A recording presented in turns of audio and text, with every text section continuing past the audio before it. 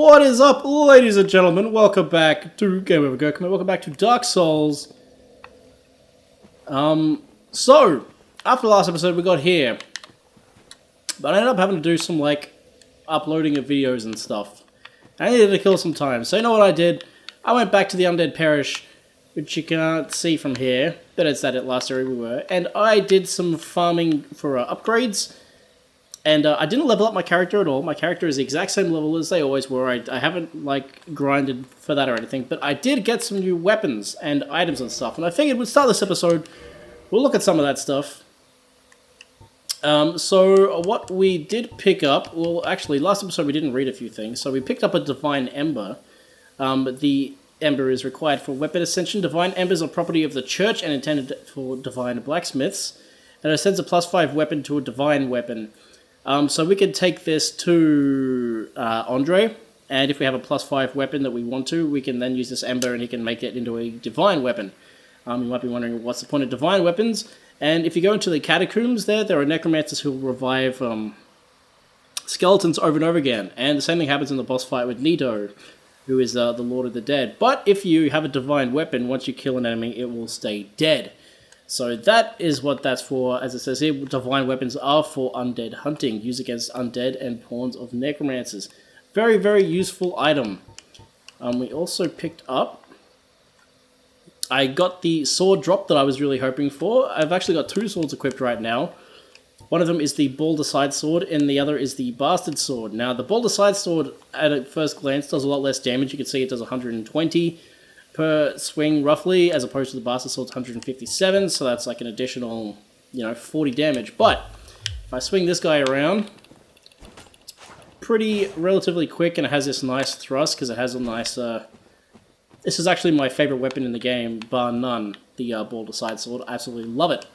But the other weapon I bought the Bastard Sword from Andre, and you can see here, this weapon is much, much slower, so even though it does that additional 40 damage, it is a time-consuming weapon to use. I've never actually used it before, so I'll be curious to see how it plays out. And I will be alternating between these two, because I want to use this on the little plant enemies in this location today. But the giant golems, I want to see what the Bastard Sword does to them, because it does do that heavier damage. So we'll see. But along with that, we also picked up last episode the Soul of the Moonlight Butterfly. Soul of the Mystical Moonlight Butterfly, which flitters in the Darkroot Garden. Special beings have special souls. This is the first special soul that we've picked up. This butterfly's soul is a creation of Seath the Scaleless, used to acquire a huge amount of souls or create a unique weapon. So I can take this soul from the butterfly that we fought, and I can either get it turned into a specific weapon based on that, which I don't think I've ever done that. I think there's a shield and there's something else you can get from him. So we got that, and also last episode, or the one before, we picked up something that I hadn't read yet. We picked up the Rapier, which I don't think there's anything interesting on here. Standard thrusting sword, parry with left hand, which I've never learned to do. Thrusting attacks pierce and are effective against foes with hard exteriors, but the wielder is left open to damage after the swing. That's why I like the Balder Side Sword, because it does have the R2, which is the heavy attack, is actually a pierce. So when you're fighting armored enemies, it's actually a really good weapon to use in that situation. I find we also picked up a buckler, which is a small shield, very small round metal shield. Small shields are always less stable, but landing critical hits after a parry is easier. The shield is specialized for parrying. So if that's your thing, it's a good thing to have. We also picked up the Knight Shield. I thought it was the Boulder Knight Shield, but it isn't. So we also picked up one of those. The Knight Shield was actually being protected by a Boulder Knight. This medium metal shield is elegantly carved and painted, although it is thought to have been used by ancient knights of the nobility in defense capability. Its defense capabilities are similar to other shields. It's alright, it's nothing special. We also picked up the Boulder Shield. That was the drop that I got while I was farming for Titanite. And that's the shield of the Knights of the Ancient Kingdom of Boulder. Tweaked for improved stability, Boulder was the home of the Night King Rendell, but the kingdom was reduced to ruins after a widespread outbreak of the undead. So I have couple of pieces of the Boulder armor now as well. Don't have the full set. I still need I believe the torso and the helm, I think. The other thing we picked up when we killed that Black Knight in the last episode, we picked up the Shield of the Black Knight. Shields of the Black Knight that wandered Lordran, a flowing canal is chiseled deeply into its face. Long ago, the Black Knights faced the Chaos Demons and were charred black, but their shields become highly resistant to fire. So that's actually a really good shield to have when you venture into some later areas. which we will be visiting much later, although whether or not we use that shield is still up in the air. Sorry for the sniffles, I am a little under the weather today. I was up at 4 o'clock this morning with an excruciating sore throat. I'm a little pepped up on drugs right now, so that's why... Now there is an item in there, and I will grab that at the end after I've done the rest of this, because I don't want to deal with the consequences of that quite yet. But we have this area here, which is full of those soldiers who ran past last time, as well as some tree enemies. I'm going to just get this guy's attention here, and we'll see how this bastard sword does against him.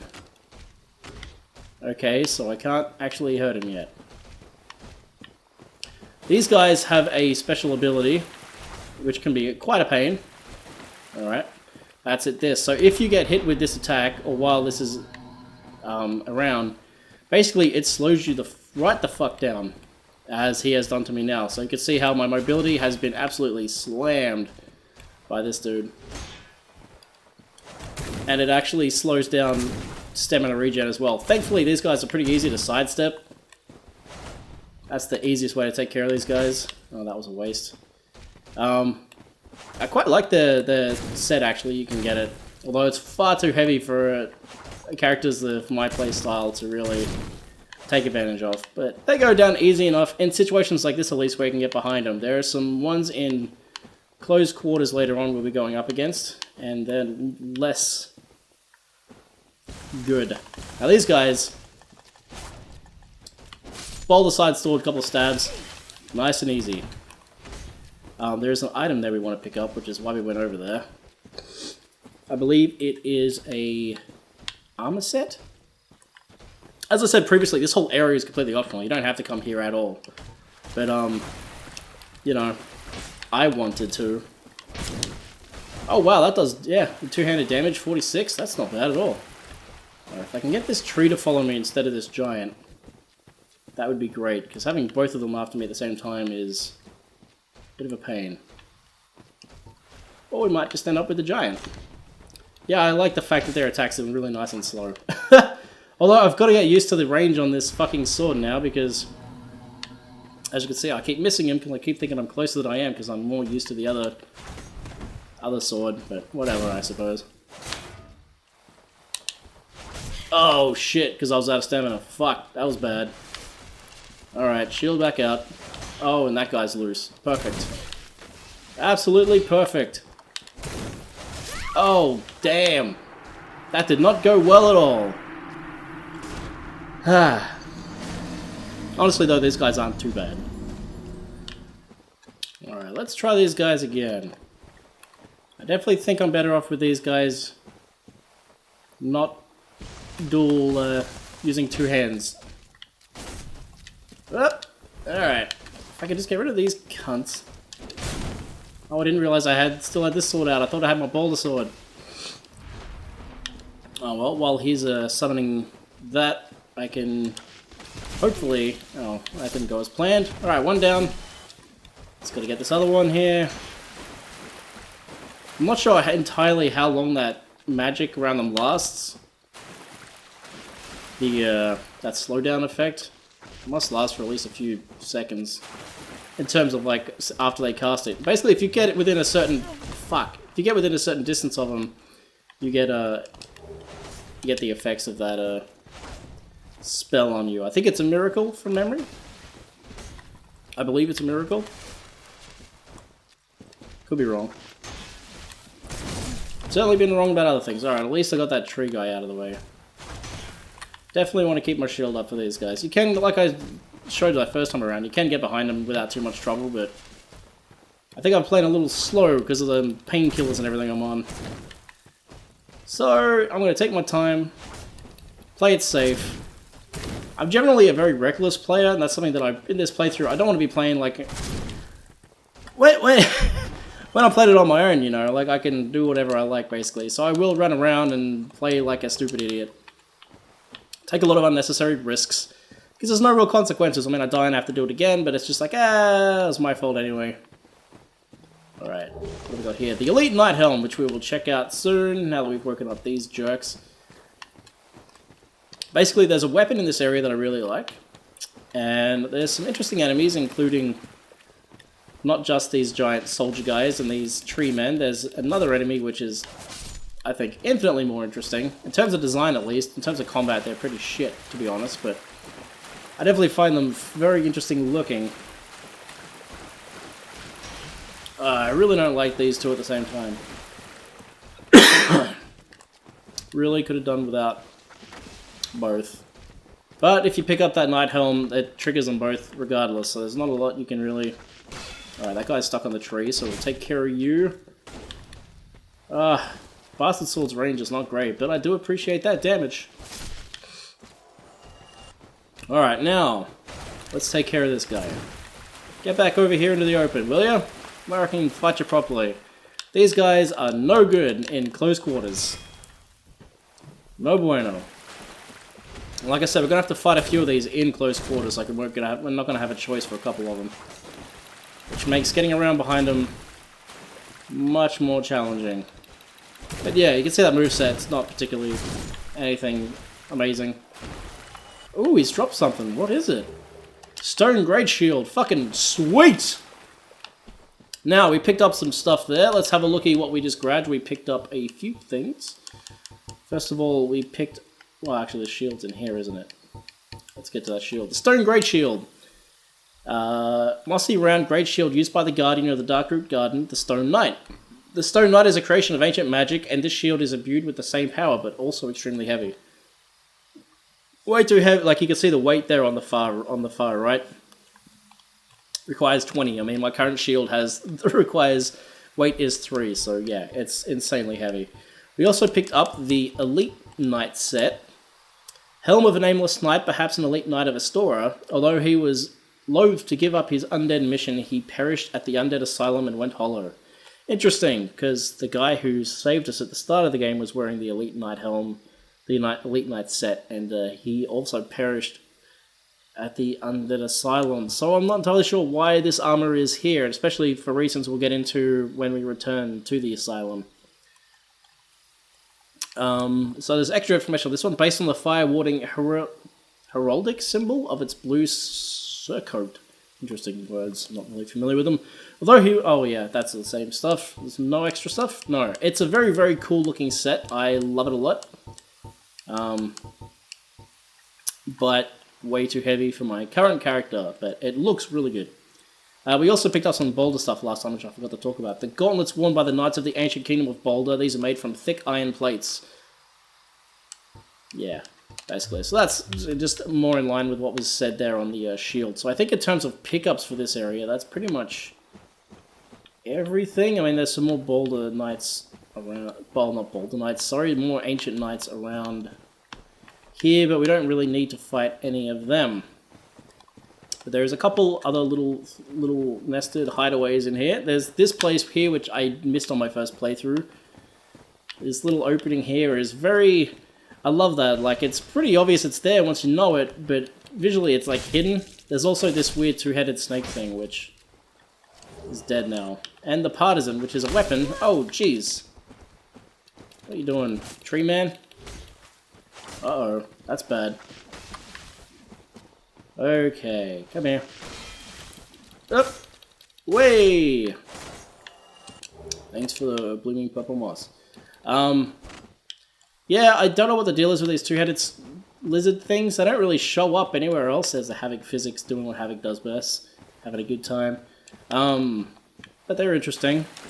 Now, next time there's a little something over here we'll be checking out. But first, because I've already used a bunch of my Estus, I'm going to go and heal. So I'm a big baby and I worry about these things.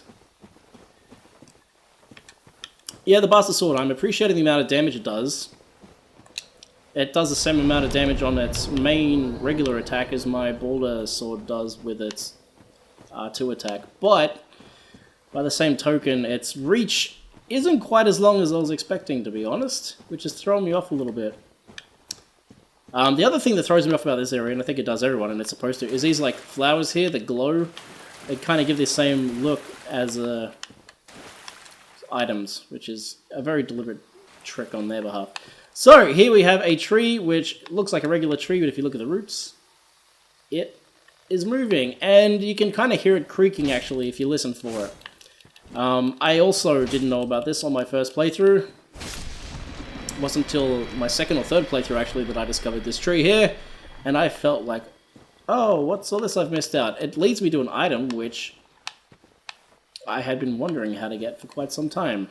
But with Dark Souls, I had originally tried to avoid finding out anything if I could.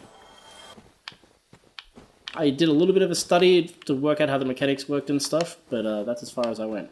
Also, if you look up there, there's that ridgeline there is actually where we came in. That's the path that leads you back to the Undead Parish, interestingly enough. Everything is linked here. Alright, tree, out of my way. Yeah, this sword's doing a bit of alright. Getting some good souls exploring this area.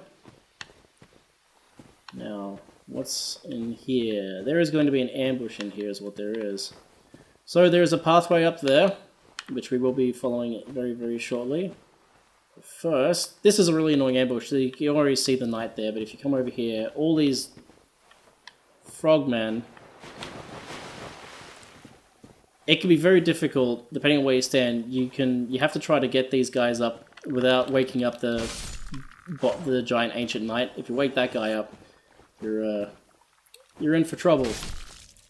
These guys, I think, visually are fascinating. I don't know what they're kind of like a cross between a frog and a stingray. I don't know, but I like them. This sword kills them much easier than my other sword, actually. Usually with my boulder sword, these guys are a little bit more of a pain in the ass. They just kind of flick you with their tongue. They're not particularly anything exciting, but I like the way they look. Oh yeah, we picked up another item, didn't we? We picked up a weapon. We picked up one of my other favorite weapons, the Partisan. It's a spear with a regular thrust. A spear and blade attached to a broad point, boasts long reach, and can slice. The wide range of the spear makes it adaptable to many situations. Its strength lies in its length, but its cramped quarters that backfires as the slices ricochet off walls. Now, the reason I like the Partisan is most spears have these different variants of that sort of attack. Partisan, however, has this. Yes, a nice big wide arced swing, which makes it good for crowd control. At the moment it's completely unupgraded, so I won't be using it. But I'm definitely going to be upping that. Sometimes I'll make that into my divine weapon for the undead... For the, oh, that was a waste. For the... To use in the, whatchamacallit, the catacombs. Oh, don't use that stupid magic. I wish there was more of an audio cue as to when it had worn off. Because it feels like at any time I could, like, strike... Oh, apparently he got close enough for it to work. Yeah, that guy does massive damage to my stamina. Although it's worn off now, so whatever.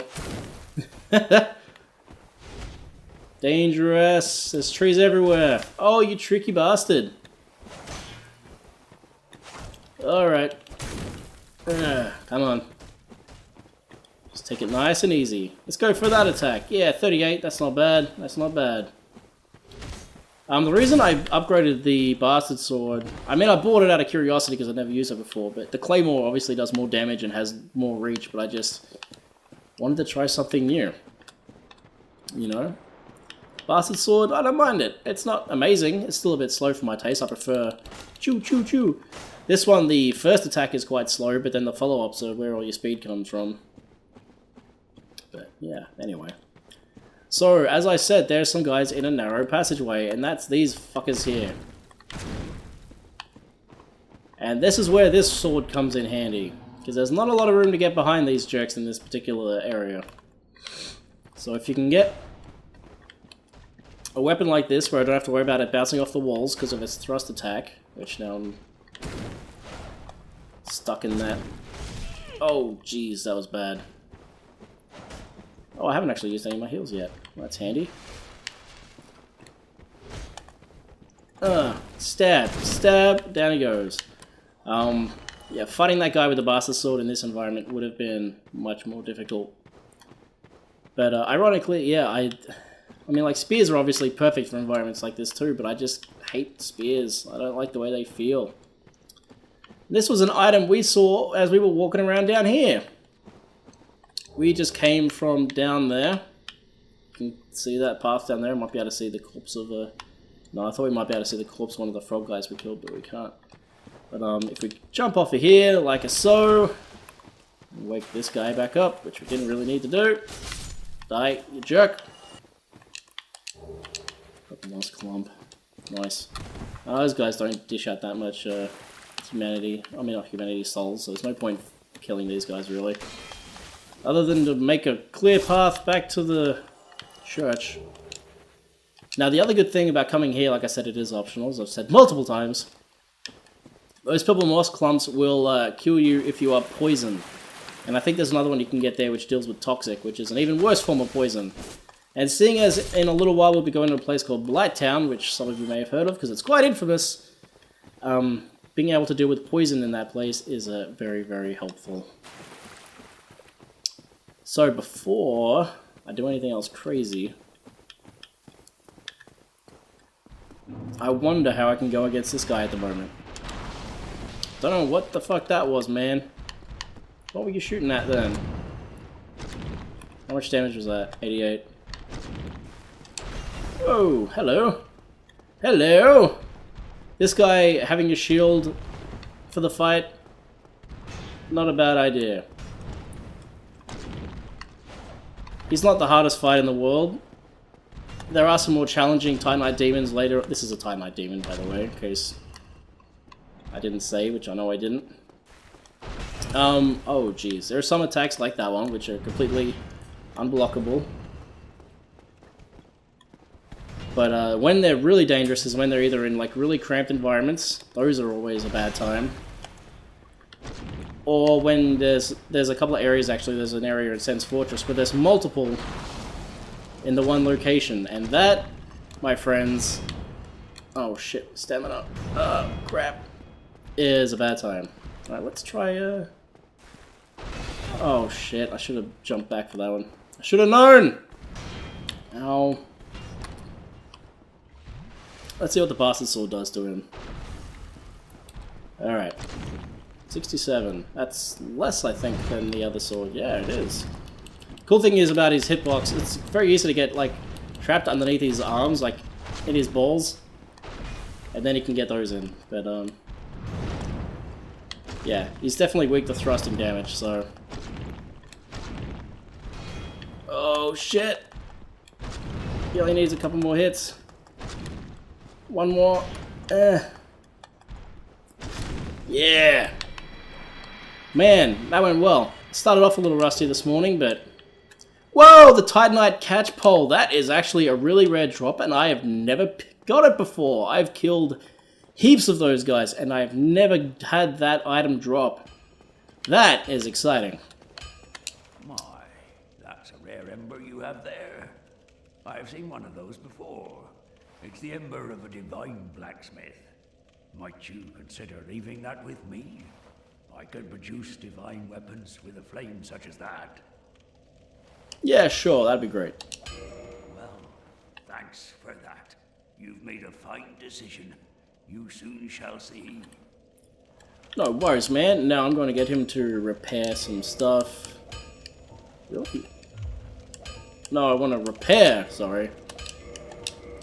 I don't know what I just did then. I think I tried to upgrade the catch pole, which isn't at all what I want. Okay. Repairing everything I'm wearing, yes. Alright. So, to wrap up this episode at the end here, let's go heal up and we'll have a look at that last item we grabbed, which was... Actually, I'm also going to reverse my hollowing. We can level up a bit, which will be exciting, won't it? Level up my endurance. Yeah. Endurance is always good. You can never have too much endurance. Now, the other thing we did was we picked up that Titanite demon weapon, which, like I said, I've never had that drop before. I know it exists, but it's a very, very, very rare drop. Sometimes you have to go into New Game Plus to get the chance to grab it. Titanite Catchpole. Weapon of a Titanite demon, a faceless stone monster born from Titanite slab. One of the enchanted weapons, perhaps from residual power of the Titanite slab. Known for a sleeping attack with which comes smashing down on foes from above. So if I equip this bad boy, I think it works. It's the same as a halberd? Yeah, for the most part. But where it becomes unique is that attack, which it has, based on the Titanite demon's attack, which is pretty cool. It's actually... Stats-wise, it's not great from memory. Yeah, like if I look at it here, 125, so that's its base. Its base is better than the Partisan. Oh, better than a lot of these, actually. Its base stats better than that. What? What's the downside? What's the downside to it? It must have something. Descaling, so it doesn't scale very well with anything, so that's the downside. So it's good at lower levels, at higher levels. Yeah, not so much. You'd be surprised how big of a impact scaling has in later parts of the game. But anyway, thank you for joining me, ladies and gentlemen. I hope you're enjoying the series. Let me know in the comments below. Sorry for those deaths earlier on. Sometimes it can't be helped. I'm a little sloppy at times.